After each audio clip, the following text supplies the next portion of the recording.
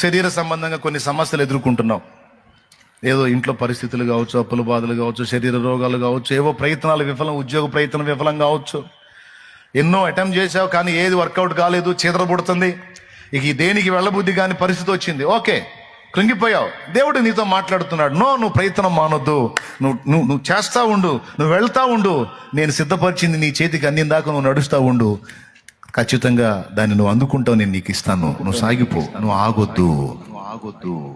ఇంకా లైఫ్ లేదనుకోవద్దు, నిరాశకు తావివ్వద్దు, కృంగుబాటుకు తావివ్వద్దు, నిరుత్సాహపడొద్దు. నువ్వు నా మాట చొప్పున నువ్వు నడు.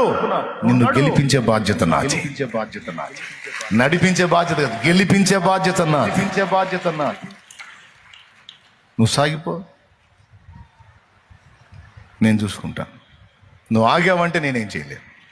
నా వల్ల కాదు అని వెనకడుగు వేసావంటే నేనేం చేయలేను.